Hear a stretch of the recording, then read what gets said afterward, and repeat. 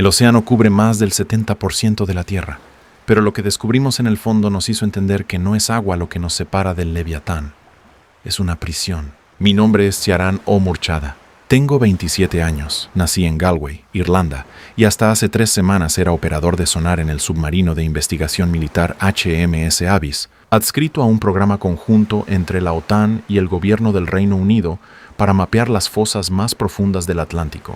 Hoy escribo esto desde una habitación de hotel en Lisboa con las manos temblando, la espalda pegada a la pared y los ojos fijos en la ventana, mirando un cielo que ya no parece el mismo cielo que conocí toda mi vida. Lo que voy a contar no lo encontrarás en ningún noticiero, en ningún comunicado oficial, en ningún informe clasificado que alguna vez se filtre a la prensa. Lo voy a contar porque necesito que alguien sepa la verdad antes de que yo deje de existir para contarla, o antes de que ya no quede nadie a quien contársela. Todo empezó con una señal que no debería existir.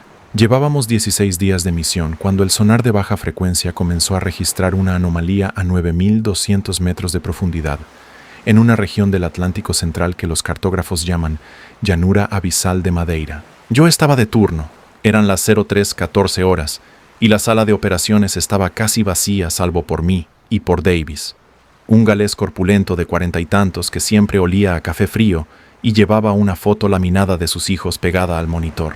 Me había pasado la última hora mirando líneas planas en la pantalla, ese patrón hipnótico del océano en reposo, cuando de repente la lectura explotó.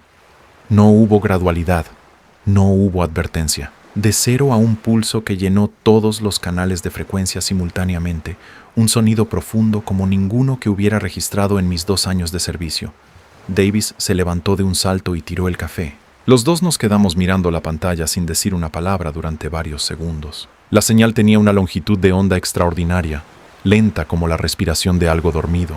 El software de análisis automático la clasificó primero como un evento sísmico, luego como un artefacto de calibración, luego simplemente dejó de clasificarla y mostró un código de error que ninguno de los dos había visto antes. Desperté al teniente Harrison, que llegó en pijama y con cara de pocos amigos, pero en cuanto vio los datos, se le borró la expresión por completo. En 15 minutos teníamos al capitán Meredith y a los 2 geólogos de la misión, la doctora Ikena y el doctor Svensson, apiñados alrededor de mi estación de trabajo. Lo que nos perturbó no fue la intensidad de la señal, sino su extensión. Cuando comenzamos a triangular utilizando los 3 sonobuoys que habíamos desplegado en los días anteriores, los números no cuadraban. Svensson los recalculó 2 veces. Ikena los recalculó una tercera. El objeto, o la estructura, o lo que fuera que estaba generando esa señal, medía más de 30 kilómetros de largo. 30 kilómetros. La ballena azul mide 30 metros. La isla de Alcatraz tiene menos de 20 hectáreas. 30 kilómetros. En el fondo del océano. Moviéndose. El capitán Meredith ordenó silencio de radio y cambió nuestra derrota para seguir la señal, manteniendo una distancia de seguridad de 4 kilómetros. Nadie protestó. Nadie preguntó en voz alta lo que todos estábamos pensando. Durante las siguientes 6 horas nos movimos en paralelo a esa cosa, midiendo, registrando, intercambiando miradas nerviosas sobre los datos. La señal tenía un ritmo, no era constante, sino que pulsaba, se expandía y se contraía con una periodicidad de aproximadamente 47 segundos. Svensson dijo en voz baja que se parecía a un latido.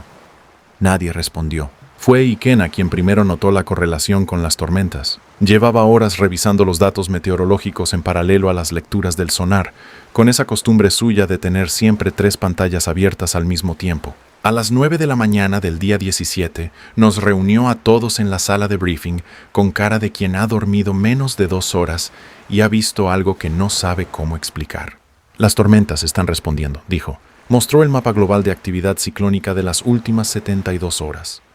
Habíamos entrado en esa misión durante un periodo meteorológico relativamente tranquilo, pero desde el momento exacto, con una precisión que hacía imposible la coincidencia, en que la señal había aparecido en nuestros sonares, la actividad de tormentas en todo el planeta había comenzado a escalar de forma exponencial, no en el Atlántico, no en el hemisferio norte, en todo el planeta simultáneamente.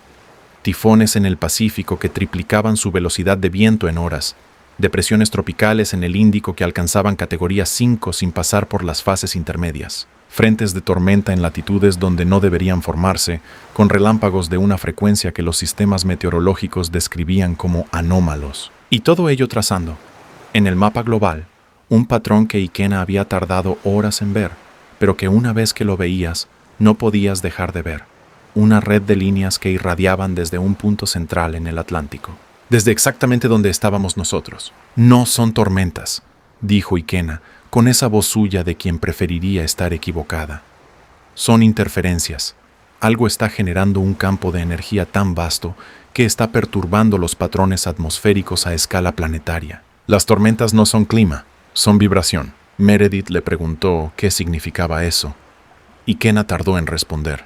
Significa que lo que está abajo lleva dormido tanto tiempo que su simple proceso de despertar está afectando la atmósfera del planeta. Como cuando enciendes una bocina en una sala llena de cristalería. Solo que la sala es la Tierra. Hubo un silencio que duró demasiado. Yo seguía en mi estación monitorizando la señal cuando, a las 11:43 de esa misma mañana, algo cambió en el patrón. El pulso de 47 segundos se aceleró bruscamente. Davis lo notó antes que yo y me señaló la pantalla sin decir nada.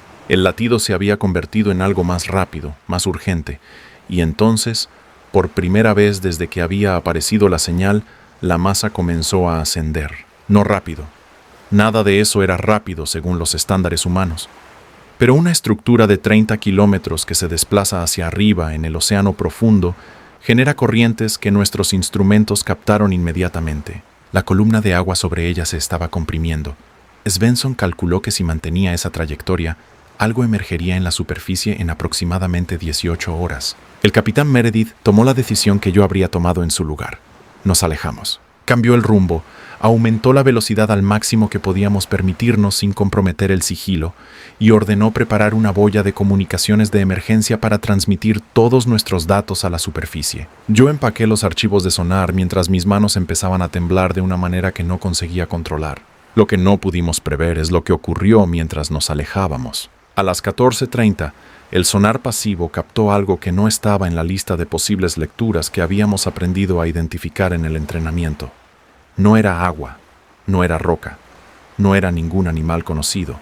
Era algo que se movía a una velocidad que los instrumentos de análisis de velocidad no podían calcular porque superaba su rango operativo y se estaba moviendo hacia nosotros. No hacia el lugar donde habíamos estado, hacia nosotros, precisamente hacia nosotros, corrigiendo su trayectoria en tiempo real mientras variábamos la nuestra. Harrison gritó a Meredith que algo nos seguía. Meredith ordenó velocidad de emergencia y virar a estribor. Por los altavoces internos del submarino empezó a escucharse un sonido que ninguno de nosotros había oído nunca. Un sonido que penetraba el casco como si el metal no existiera. Un sonido grave y húmedo y antiguo que hacía vibrar los dientes y vaciaba el estómago. No era mecánico. No era natural en ningún sentido que yo pudiera comprender.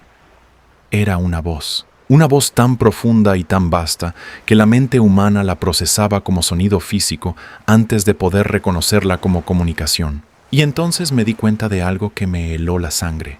La señal de sonar que yo llevaba 17 días monitorizando, ese pulso de 47 segundos que Svensson había llamado latido, había cambiado de ritmo, pero no se había acelerado al azar. Había adoptado el mismo ritmo que mi propio corazón.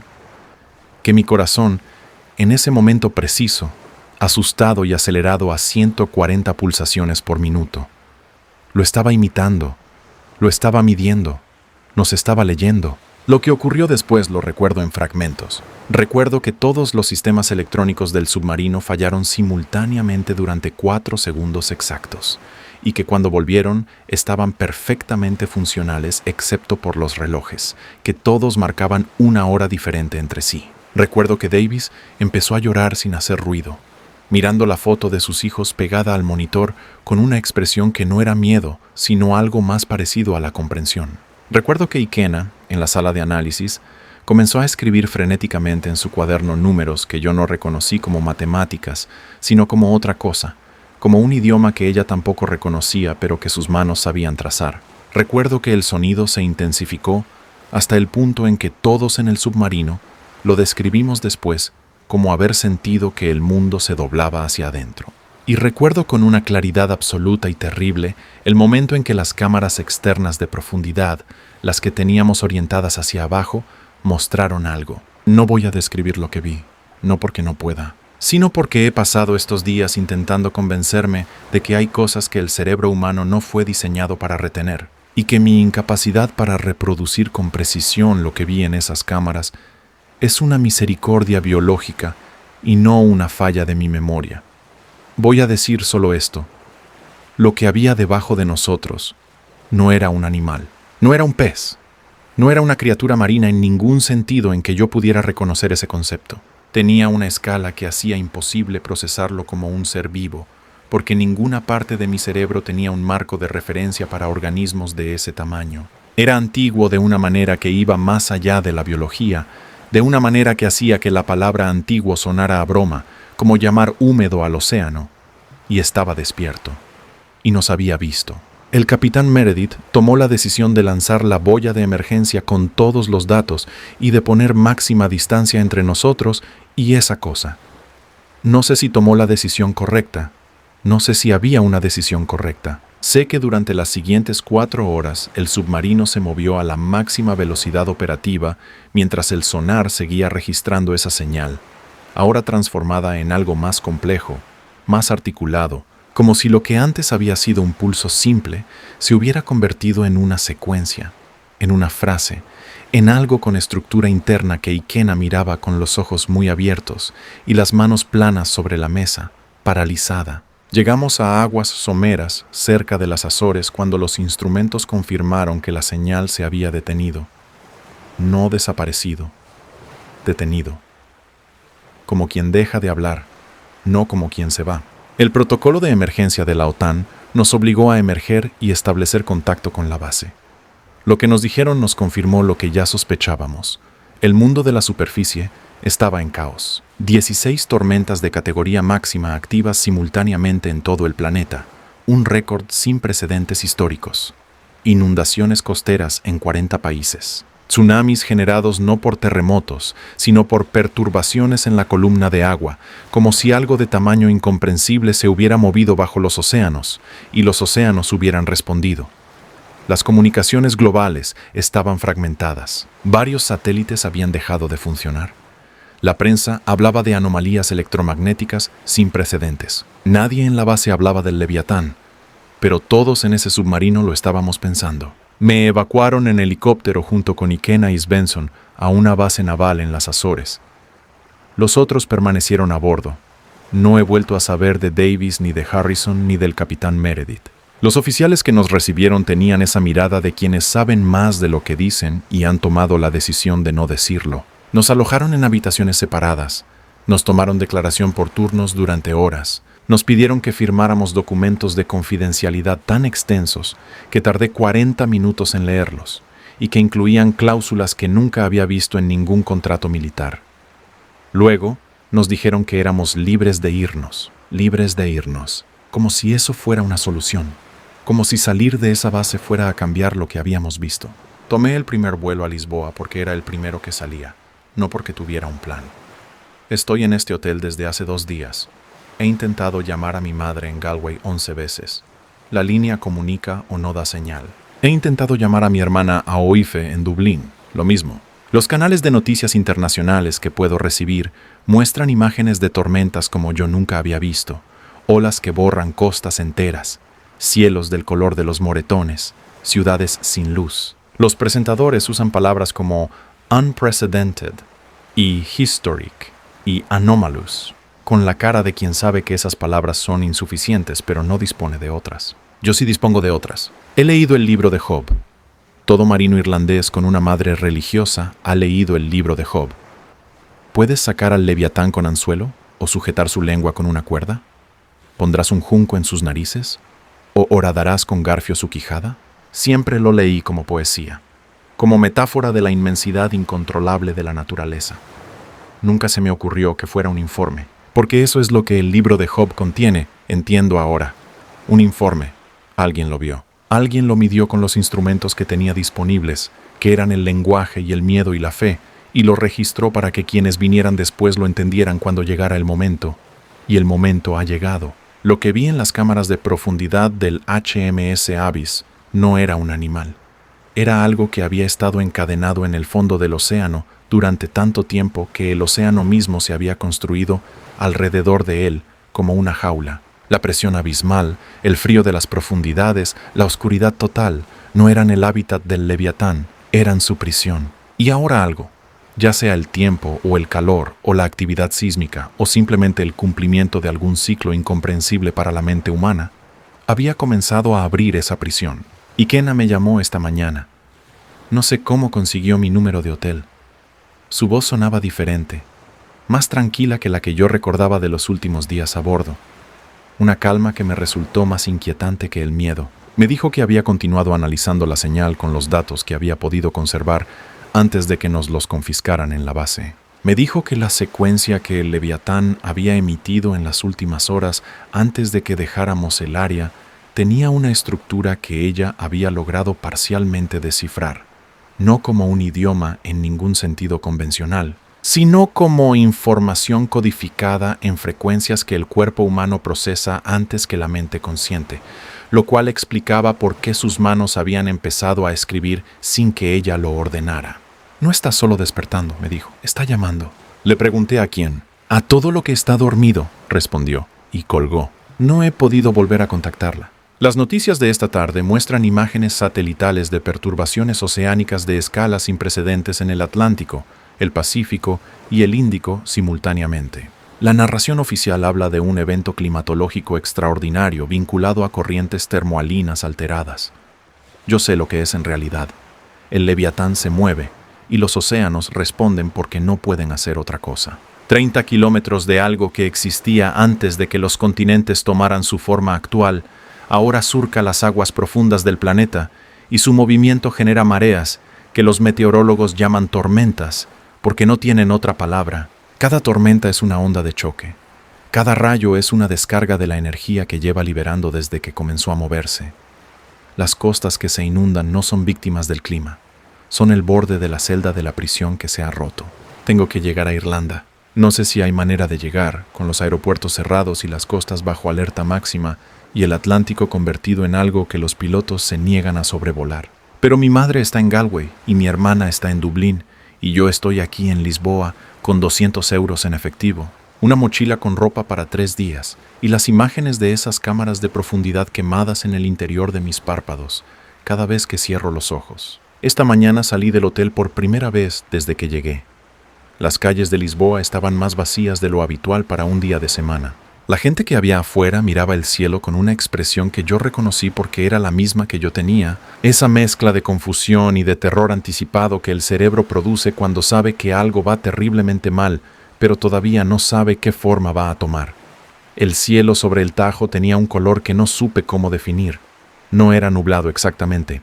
Era como si la luz misma viniera de una dirección diferente a la habitual, ligeramente desplazada, ligeramente incorrecta. Un hombre mayor sentado en un banco me miró cuando pasé junto a él y me dijo algo en portugués que no entendí, señalando el horizonte del río. No tuve que entender el idioma para entender lo que quería decir. Algo se aproximaba. Aquí está lo que sé con certeza. El Leviatán existe. No como metáfora ni como mito, ni como símbolo literario de la naturaleza indómita. Existe como entidad física, como masa biológica o geológica o lo que sea, de dimensiones que hacen que la palabra colosal parezca una miniatura. Existe y ha estado dormido en el fondo del Atlántico durante un periodo de tiempo que probablemente supere la existencia de la especie humana sobre este planeta. Existe y ahora se ha despertado, y cada tormenta que azota las costas del mundo, cada ola que traga puertos y ciudades costeras, cada rayo que cae sobre mares que nunca debían haber visto tormenta, es su aliento. No sé lo que va a pasar. No creo que nadie lo sepa. Lo que sé es que voy a intentar llegar a casa. Mañana al amanecer voy a salir de este hotel y voy a intentar encontrar la manera de cruzar el Atlántico que ya no es el Atlántico que conocí, que es ahora el territorio de algo que hace que el concepto de territorio humano parezca un chiste. Voy a intentar llegar a Galway, a la casa de mi madre en el barrio de Salt Hill donde crecí, donde hay una ventana desde la que de niño miraba el mar y pensaba que era hermoso. Voy a intentar llegar allí y abrazar a mi madre y a mi hermana y decirles que las quiero, porque eso es todo lo que me queda. Eso es todo lo que le queda a cualquiera. El teléfono acaba de vibrar. Es una notificación de una agencia de noticias internacional, un titular que leo 3 veces porque no consigo procesar lo que dice. Alerta global. Sonidos de baja frecuencia de origen desconocido, registrados simultáneamente en todos los océanos del mundo. Frecuencia: 47 segundos entre pulsos. 47 segundos. El mismo latido. Me levanto de la cama. Me pongo los zapatos. Cojo la mochila. Pienso en mi madre, en Aoife, en las calles mojadas de Galway que huelen a sal y a lluvia de manera diferente a cualquier otro lugar del mundo. Pienso en lo que me dijo Ikena, que está llamando a todo lo que está dormido. Y entonces, desde fuera de la ventana del hotel, desde el cielo sobre Lisboa, desde el cielo sobre todo lo que puedo ver y todo lo que no puedo ver, llega un sonido. No un sonido de tormenta, no un trueno, algo más alto, más claro, más absoluto que todo eso. Un sonido que corta el aire como un cuchillo y vibra en el pecho como si el pecho fuera un instrumento diseñado durante milenios para reconocer exactamente ese tono. Un sonido de metal y de eternidad y de juicio. Y antes de que pueda procesar lo que estoy escuchando, llega otro y otro y otro. 4, 5, 6. Me asomo a la ventana. Las calles de Lisboa están llenas de gente que mira hacia arriba con la boca abierta. En el cielo, sobre la ciudad, sobre el océano, sobre todo el horizonte que puedo alcanzar con la vista, no hay nubes de tormenta. Hay algo que no sé cómo describir excepto como luz que suena, o sonido que brilla, o ambas cosas a la vez de una manera que mi cerebro no puede separar porque no existe ningún marco humano para esa experiencia. Y entonces suena la séptima, y el mundo entero se queda en silencio. Y en ese silencio que dura un segundo o un siglo, y que es el silencio más absoluto y más lleno que he escuchado nunca, comprendo algo que no quiero comprender, pero que ya no puedo ignorar, que el Leviatán no despertó por accidente, que no despertó por el calor de los océanos, ni por la actividad sísmica, ni por ninguna causa natural en ningún sentido en que yo entienda la naturaleza. Que lo que está sucediendo no comenzó hace 16 días cuando mi sonar captó esa primera señal. Que lo que está sucediendo lleva escrito en todos los textos sagrados de todas las civilizaciones humanas desde el principio, esperando que llegara el momento en que los sellos se rompieran y los ángeles levantaran sus trompetas y lo que dormía en el fondo del mundo abriera los ojos. Que el Leviatán no es una criatura, es una señal. Cierro la ventana, cojo la mochila, salgo al pasillo del hotel donde hay otras personas paradas con sus teléfonos en la mano y los ojos muy abiertos. Bajo las escaleras. Salgo a la calle de Lisboa donde el aire sabe a ozono y a sal y a algo más que no tiene nombre.